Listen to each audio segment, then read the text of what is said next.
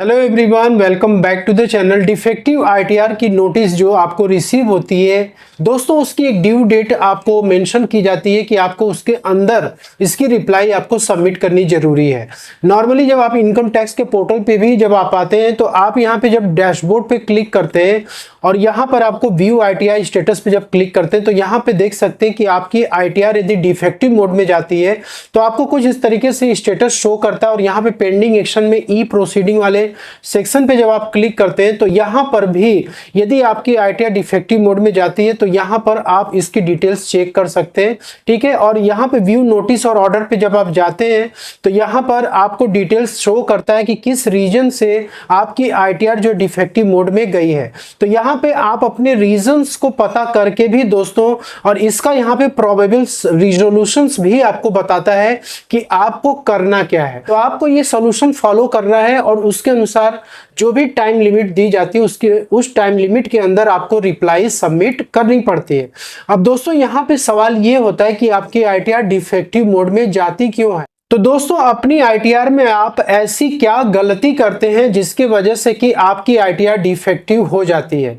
यदि आपको पहले से इसका रीजन पता रहेगा तो आप नेक्स्ट टाइम जब भी अपनी आईटीआर को फाइल करेंगे उस टाइम पे आप इन गलतियों को नहीं करेंगे। दोस्तों सबसे पहला रीजन होता है कि आपके आईटीआर में जो नेम है और जो आपके पैन में जो नेम है दोनों मिसमैच करता है, इसकी वजह से आईटीआर डिफेक्टिव होती है।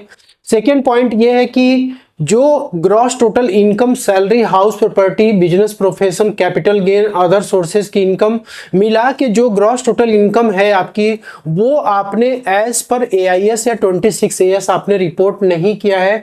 यदि मिसमैच की सिचुएशन होगी तो आईटीआर डिफेक्टिव हो जाएगी। थर्ड पॉइंट ये है कि यदि आपने टीडीएस रिफंड क्लेम किया है अपनी आईटीआर में जिस इनकम पे, अब वो चाहे सैलरी की इनकम हो, चाहे रेंटल इनकम हो, डिविडेंड की इनकम हो या फिर क्रिप्टो की इनकम हो, कैपिटल गेन वगैरह, ठीक है, जो भी आपने जिस इनकम पे भी टीडीएस क्लेम किया लेकिन आपने यदि वो इनकम अपनी आईटीआर में शो नहीं किया तो आपकी आईटीआर डिफेक्टिव हो सकती है। नेक्स्ट पॉइंट ये है कि salary income in ITR not matched with 26AS। 26AS में आपकी सैलरी जो जिसपे कि टीडीएस कटता है वो salary income as it is आपके आईटीआर में भी जानी चाहिए। कई बार क्या होता है कि हम जो है फॉर्म 16 के अनुसार अपनी आईटीआर फाइल करते हैं। फॉर्म 16 में जो सैलरी होती है और जो 26AS में होती है दोनों में डिफरेंस होता है। तो आपको हमेशा फॉर्म 26AS के अनुसार अपनी सैलरी रिपोर्ट करनी है। यदि आप ऐसा नहीं करते हैं तो आपकी आईटीआर डिफेक्टिव हो सकती है। इसका नेक्स्ट पॉइंट है mistake in ITR form selection. यदि आप जो भी आईटीआर फॉर्म को सेलेक्ट कर रहे हैं यदि उसमें आपने गलती कर रखा है तो ऐसे केस में जैसे आपके ऊपर आईटीआर 1 एप्लीकेबल है और आप आईटीआर 2 फाइल कर रहे हैं, या आपके ऊपर आईटीआर 2 एप्लीकेबल है, म्यूचुअल फंड शेयर मार्केट की इनकम आपको हो रखी है लेकिन आपने एआईएस या 26AS को चेक किए बिना आपने अपनी आईटीआर को फाइल की लेकिन वहां पे आईटीआर 1 फाइल कर दिया, या आईटीआर 3 एप्लीकेबल था आपने वहां पे आईटीआर 1 फाइल कर दिया, तो ऐसे केस में भी आईटीआर डिफेक्टिव हो सकती है। दोस्तों यहाँ पे जो नेक्स्ट रीजन आता है वो आता है कि tax paid is reported but no income is reported in ITR.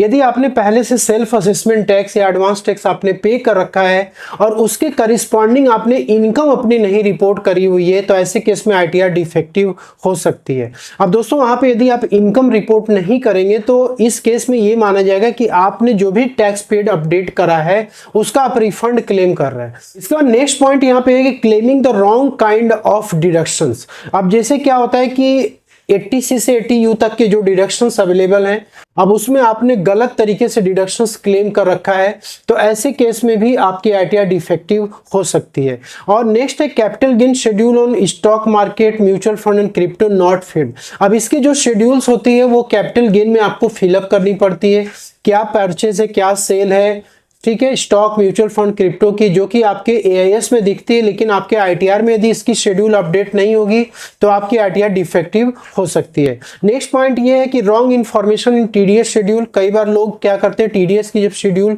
Fill up करते समय उसमें गलत इन्फॉर्मेशन दे देते हैं, अमाउंट जो भी अपडेट होता है उसके जगह पे ज्यादा अमाउंट चढ़ा देते हैं, या फिर रॉन्ग टैन नंबर और बीएसआर कोड, चालान वगैरह की डिटेल्स इंटर करते हैं। तो टीडीएस शेड्यूल में जो भी आपका टीडीएस एक्चुअली में कटा है वही फिगर वहां पे होनी चाहिए। अब दोस्तों ऐसे लोग जिनके ऊपर की बुक्स ऑफ अकाउंट मेंटेन करना अप्लीकेबल है लेकिन जब वो अपनी आईटीआर को फिलअप करते हैं, आईटीआर 3 को जब फाइल करते हैं, तो वहां पे प्रॉफिट एंड लॉस और बैलेंस शीट को फिलअप नहीं करते हैं। तो यदि आपने बुक्स ऑफ अकाउंट पे क्लिक कर दिया है कि हाँ हम बुक्स ऑफ अकाउंट मेंटेन करते हैं, और पीएल और बैलेंस शीट को आईटीआर 3 में आपने फिलअप नहीं किया है, तो भी आईटीआर डिफेक्टिव हो सकती है।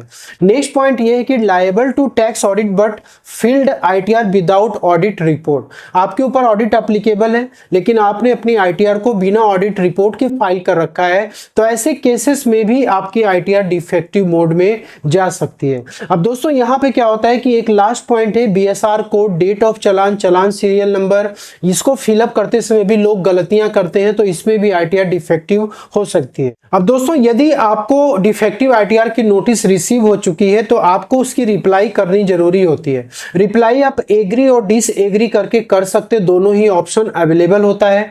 और यहाँ पर यदि आप एग्री करते हैं तो आपको एक्सएमएल फाइल क्या होती है, सबमिट करनी पड़ती है, जिसमें कि आपको जेसन फाइल जनरेट करना होता है। जेसन फाइल जनरेट करने के लिए आपको जावा यूटिलिटी और एक्सेल यूटिलिटी, ये दो ऑप्शन अवेलेबल होते हैं। आप इन दोनों ऑप्शन के थ्रू जेसन फाइल को जनरेट कर सकते हैं। यदि आप डिसएग्री पे क्लिक करते हैं तो उस केस में आपको प्रॉपर रीजन देना है किसकी वजह से आप यहाँ पे डिसएग्री कर रहे हैं।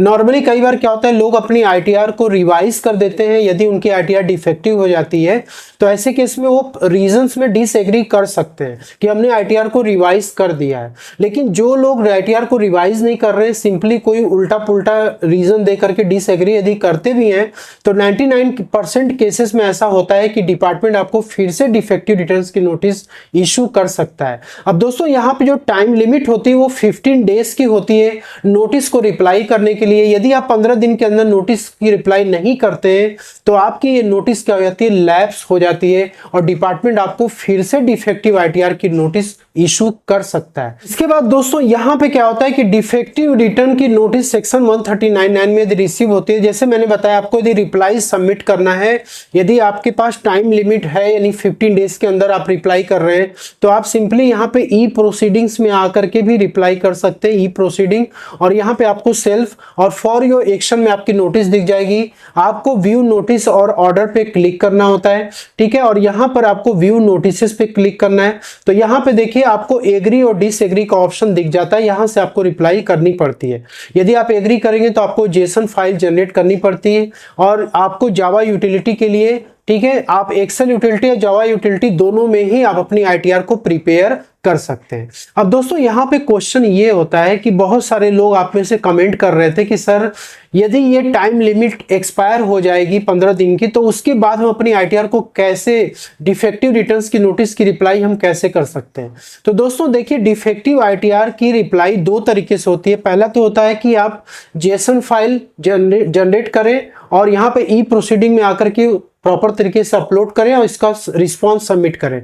दूसरा ऑप्शन होता है आईटीआर को रिवाइज करने का ऑप्शन।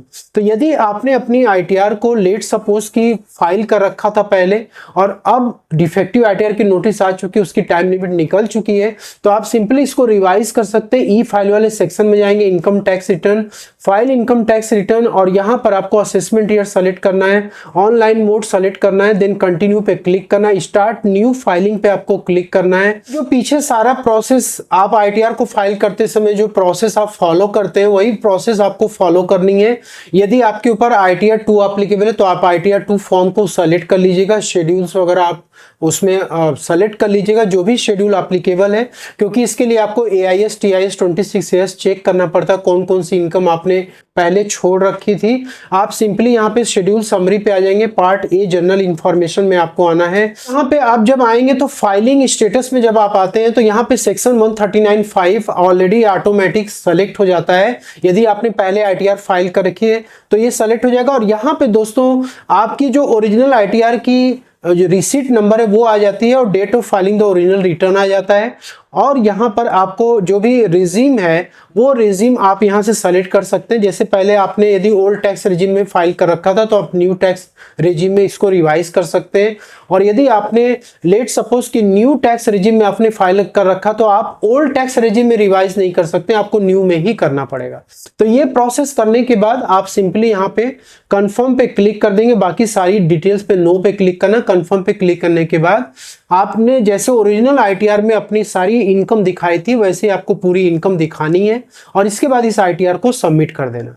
तो आपकी आईटीआर जब रिवाइज हो जाएगी तो वो क्या होगा कि ये माना जाएगा कि आपने डिफेक्टिव आईटीआर की रिप्लाई आपने सबमिट कर दी है। इसके बाद यदि नोटिस आता भी है तो फिर आप सिंपली डिसएग्री कर दीजिएगा और ये रिवाइज आईटीआर का आप एक्नॉलेजमेंट नंबर डाल दीजिएगा कि हाँ हमने अपनी आईटीआर को रिवाइज ऑलरेडी कर दिया है। तो दोस्तों होप कि आपको वीडियो में दी गई जानकारी पसंद आएगी। मिलते हैं नेक्स्ट वीडियो, तब तक के लिए जय हिंद जय भारत।